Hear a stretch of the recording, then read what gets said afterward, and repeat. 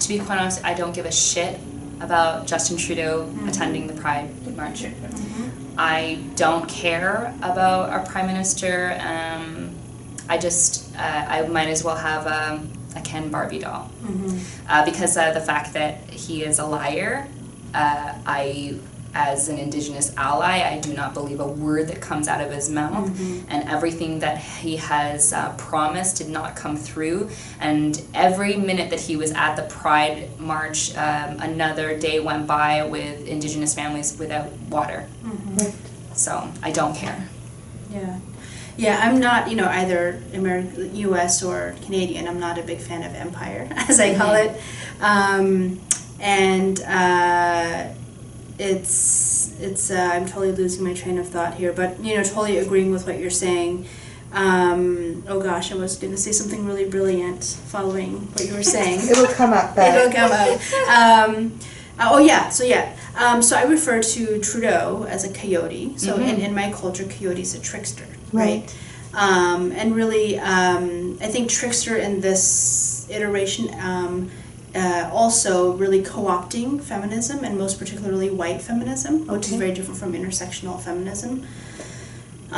This idea of really reifying certain people in society having equality at the expense of a bunch of other folks, right? So, his sort of white feminism is really doing a lot of damage to communities of color.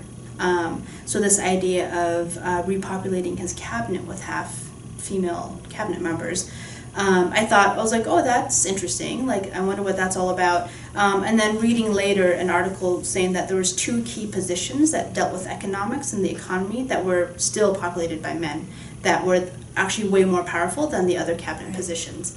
And so, when it really comes down to it, he's still deferring to people like him, which are straight white men who are, I don't know if he's Christian or not, but, and that's sort of empire. That empire does not want to let go of power, right? And empire is very good at propaganda, very good at optics, and will take any chance to co-opt any movement, right? And we really see that play out here with Trudeau and even when is that the premier here? I'm still learning all the names for like the governors and all that sort of stuff. But so if he's willing to push out Indigenous folks who were supposed to be at the forefront of the march to preserve his optics, to preserve his whatever image he's trying to maintain, it's terrifying, right? When we know that, like you were saying, that there's communities that are still without fresh water, right? Like a very basic human need, right? And a host of other things, right? And that we're willing to spend $500 million to blow up some frickin' balloons and, paddle a rubber ducky down the waterway. It's really, really scary. Like that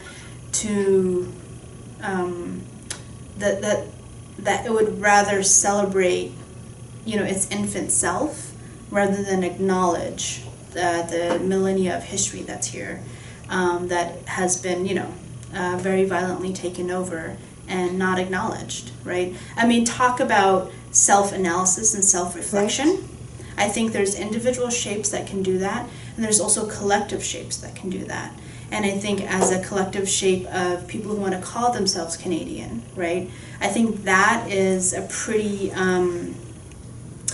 crucial thing that has to happen in order for this myth of inclusivity in Canada to even come close to it being a reality.